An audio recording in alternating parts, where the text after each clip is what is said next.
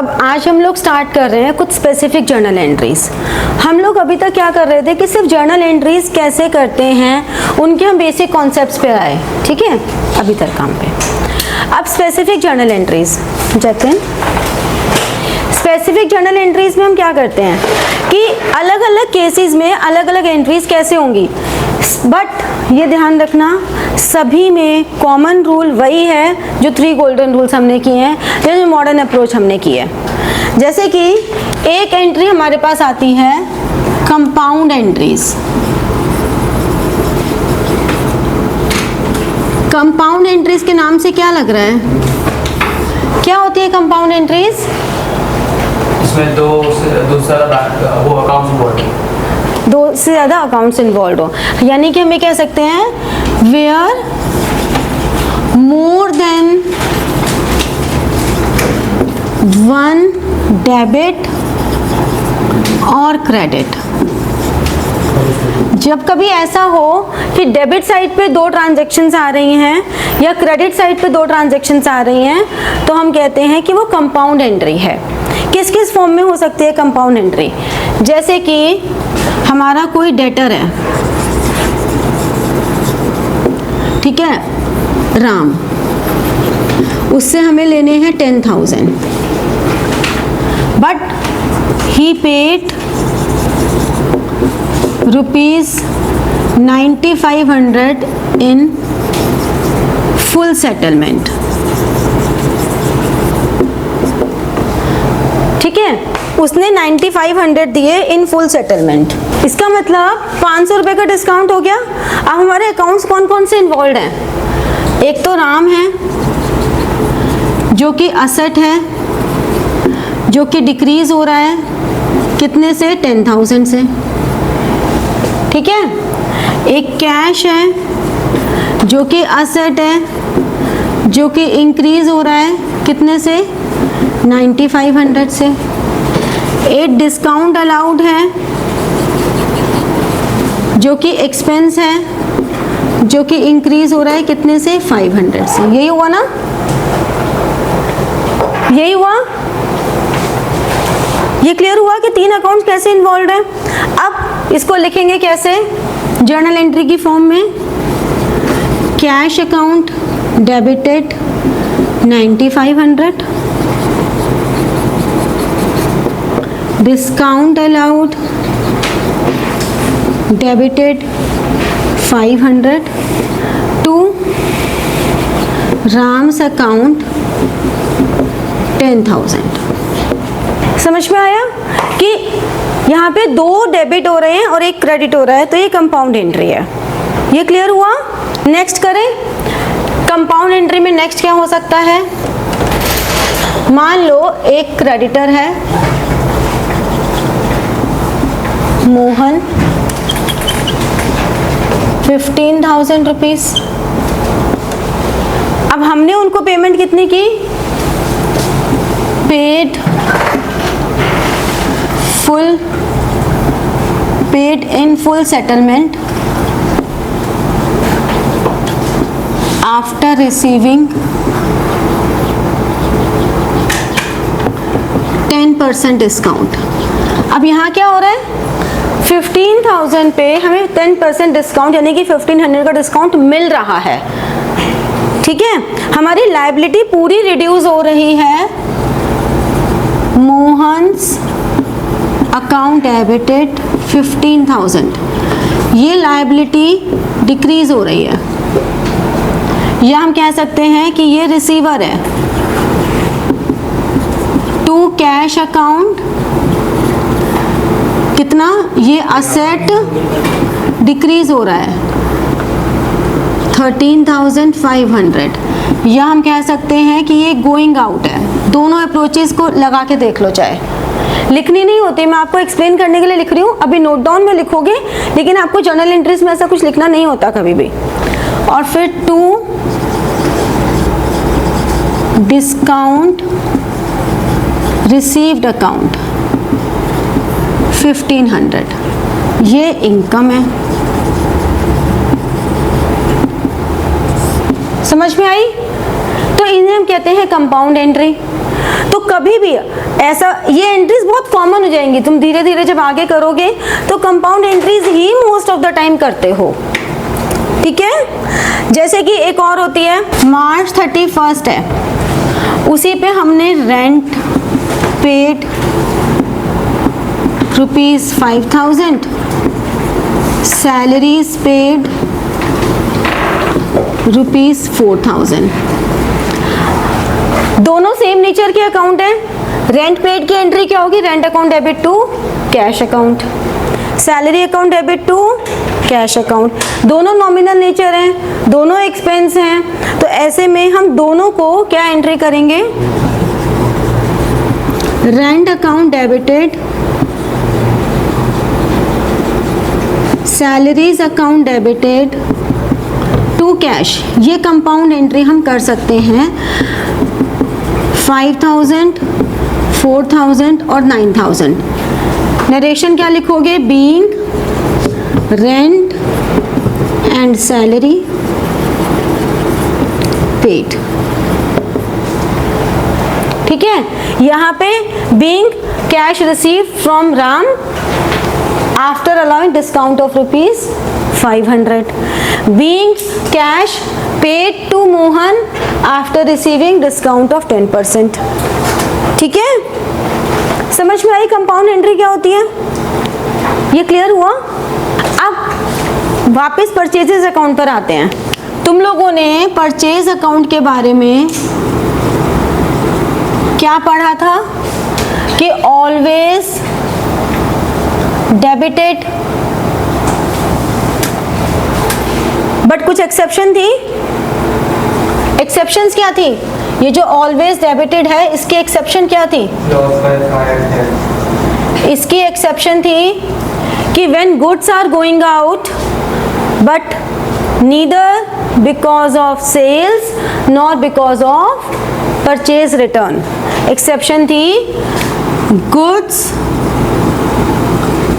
Are going out neither due to sales nor due to purchase return। इनमें से कोई भी रीजन नहीं था। तो इस केस में परचेज अकाउंट क्रेडिट होगा, वो भी एट कॉस्ट। क्या क्या केसेस हो सकते हैं? Goods withdrawn by proprietor for personal use,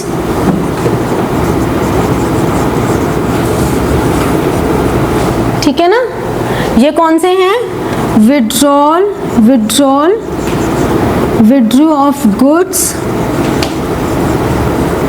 bye proprietor. और क्या था केसेस? लॉस बाय फायर या theft, account debited to purchases. और क्या केसेस थे? Charity account debited to purchases और फ्री सैंपल्स। तो जब भी हम फ्री सैंपल्स के लिए देते हैं तो the best terminology is sales promotion expense. This is the best terminology. हाँ, अगर तुम्हें कभी याद नहीं आए तो एडवर्टाइजमेंट लिख दो। और बहुत ही वर्स्ट सिनेरियो कि तुम्हें एडवर्टाइजमेंट में याद नहीं आ रहा, बहुत ही वर्स्ट, तो ही फ्री सैंपल लिखना।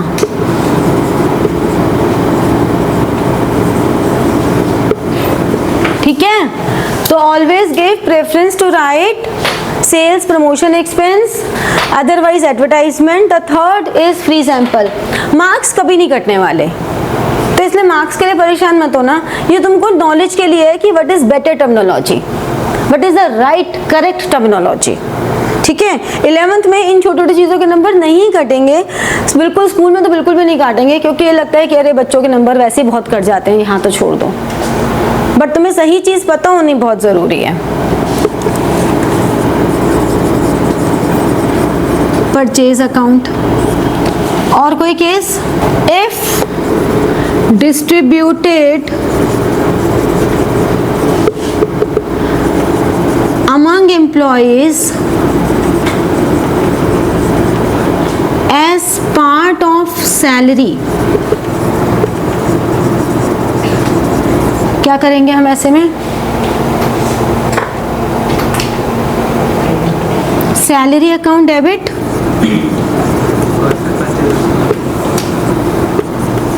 टू परचेजेस,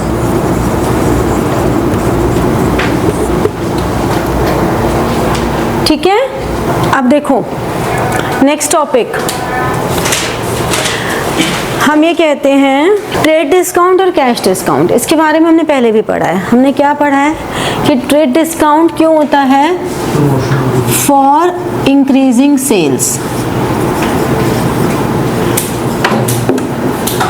जबकि कैश डिस्काउंट क्यों होता है? For prompt payment. ये हमने पढ़ा था। इसके बाद हमने कहा कि this is calculated before cash discount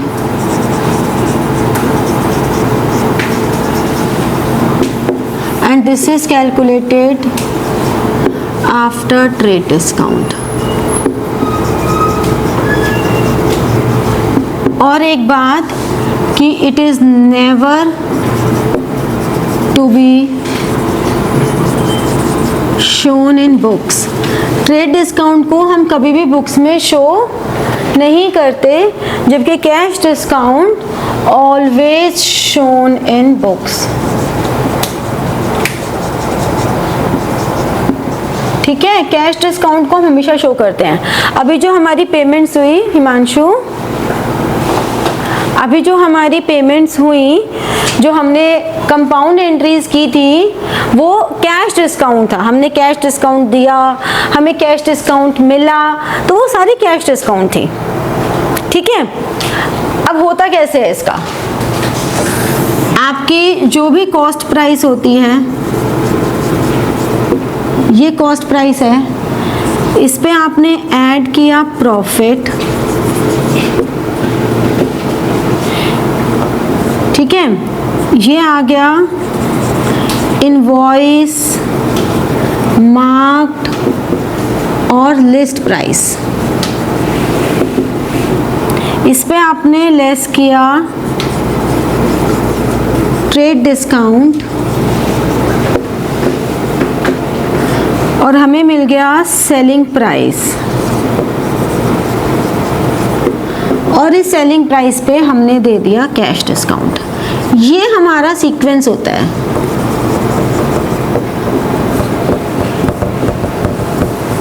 ये हमारा सीक्वेंस होता है।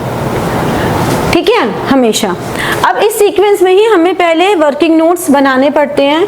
या तो हम नरेशन में दिखाएं कि कैलकुलेटेड एज फॉलोज, लेकिन फिर हमें लगता है कि नरेशन में तो बहुत सारा स्पेस चला जाएगा, तो हम इसके लिए अलग से वर्किंग नोट्स बना लेते हैं, अलग से कैलकुलेशन दिखा देते हैं और लिख देते हैं नरेशन में। दिखानी होती है? दिखानी कंपलसरी है। तो अब कैसे करते हैं इसको? मान लो goods sold for rupees 10,000 after allowing trade discount of rupees 100। Sequence के क्वेश्चन के थ्रू समझा रही हूँ मैं, तो आ जाएगा। अगर मैंने सिंपल इतनी सी बात बोली कि 10,000 के गुड्स सोल्ड किए आफ्टर अलाउइंग डिस्काउंट, यानी कि डिस्काउंट अलाउ कर चुकी हूँ मैं 10,000 में, यानी कि 10,000 से ज़्यादा ही का ही रहा होगा, मैंने इतनी की सेल की आफ्टर अलाउइंग डिस्काउंट। तो मैं सिंपल एंट्री क्या करूँगी? Cash account debited to sales 10,000। लेकिन अगर ये ट्रांजैक्शन ऐसे कुछ लिखी होती, goods sold ₹10,000, trade discount allowed ₹100। देखो थोड़ा सा ही फ़र्क है दोनों की लैंग्वेज में, लेकिन कितना ज़्यादा डिफरेंस आ जाएगा। Cash account debited to sales account 9900, क्योंकि हमें ऊपर वाली ट्रांजैक्शन में ये बोल दिया गया कि आफ्टर अलाउिंग है, इसका मतलब 10,000 में डिस्काउंट माइनस है ऑलरेडी, लेकिन यहाँ पर ऐसा नहीं है। ठीक है, समझे? क्लियर हुआ? Good morning. ये क्लियर हुआ पॉइंट? अब हम बात करते हैं उस वाली फॉर्मेट की। Goods costing ₹20,000 sold to mister Y at 10% profit on cost, 40% कर देते हैं। Trade discount allowed 10%, cash discount 1%। ये है ट्रांजैक्शन। अब इस ट्रांजैक्शन में हम क्या करेंगे, उस वाली फॉर्म को देखते हैं। कॉस्ट कितनी है? 20,000 है। इसमें हमने ऐड किया प्रॉफिट, कितना? 40%, 8,000। इसमें से हमने लेस किया ट्रेड डिस्काउंट 10%, 2,800। ठीक है, ट्रेड डिस्काउंट हमने इस इनवॉइस प्राइस, मार्क्ड प्राइस या लिस्ट प्राइस, कुछ भी कह लो, इस पे कैलकुलेट किया। समझ में आ रहा है? हाँ, इस पे 10%। जो प्रॉफिट होता है वो लास्ट में निकलता है ना, कि हमने लास्ट कितने का बेचा। यही तो खेल है, हम अपना प्रॉफिट पहले इतना ऐड कर रहे हैं, कस्टमर को डिस्काउंट ये दिखा रहे हैं, डिस्काउंट दिखा रहे हैं, पर जो लास्ट में हम बेचेंगे हमारा प्रॉफिट 40% नहीं आएगा, उससे कम नहीं आएगा। कोई बात नहीं, ये हमारी कैलकुलेशन होती है। आप वो तो जो तुम प्रॉफिट की बात करो उसके लिए तुम प्रॉफिट स्टेटमेंट बनाएंगे। नहीं, मैं इसकी बात कर रहा हूँ। इसकी एक ट्रांजैक्शन का प्रॉफिट नहीं देखा जाता है, overall profit statement, income statement बनेगी। यहाँ पे वो पहले से, ये अब तुम अंदर का काम कर रहे हो कि अच्छा हमें इतनी कॉस्ट आई, हम अपने पहले से प्रॉफिट इतना ऐड करते हैं। अब कस्टमर खुश हो गया, कस्टमर को हमने कहा भैया 10% डिस्काउंट पे सेल लग रही है। सेल बढ़ाने के लिए हमने कस्टमर को दिखाया कि देखो हमारा मार्क प्राइस इतना है और इस पे ये हमने इतना सेव किया। यू सेव जो लिखा आता है ना, यू सेव, ये यू सेव ऐसे। तो आप एक ट्रांजैक्शन का प्रॉफिट बुक्स में नहीं शो करते हो। अभी हम इसके आगे सीखेंगे, हम इतने छोटे में कंसाइज होके नहीं रहने वाले ना। अभी हम आगे पूरी इनकम स्टेटमेंट बनाएंगे, उसमें निकालेंगे ना प्रॉफिट। हम 40% प्रॉफिट इसीलिए दिखा रहे हैं कि हमने कॉस्ट पे 40% लिया है। कॉस्ट तो हमारी 20,000 ही है। हमने कब कहा कि हम सेल्स पे 40% ले रहे हैं? हमने बोला ही नहीं ऐसा कि हम सेल्स, जो फाइनल सेल्स है उसका 40% ले रहे हैं। हमने तो कॉस्ट की बात की है। अगर सेल्स की होती तो ये बोलता कि हाँ ये 40% नहीं बनेगा उसका। बोला हमने कहा कि 40% ऑन कॉस्ट, तो कॉस्ट पे ले लिया 40%। और यहाँ पे ये आ गया 200, 5 and 2 लेस कैश डिस्काउंट 1%, यानी कि 252। तो सेलिंग प्राइस रिसीव्ड, एक्चुअली में कितना रिसीव्ड हुआ, सेलिंग प्राइस तो ये है एमसीक्यूज में आता है कि इनवॉइस प्राइस कितना है, तो ये है, ट्रेड डिस्काउंट ये है, ये सारे स्टेटमेंट से आपको एमसीक्यूज बहुत सारे आ जाते हैं। तो अब आपने इसमें लिखा 8, 4, 9, 4 and 2। अब जब इसकी एंट्री करेंगे तो हम करेंगे cash account debited, discount allowed account debited to sales. Sales हमारे बुक्स में शो हो रही है 25,200 की, 252 डिस्काउंट है, 24,948 हमारा कैश रिसीव हुआ।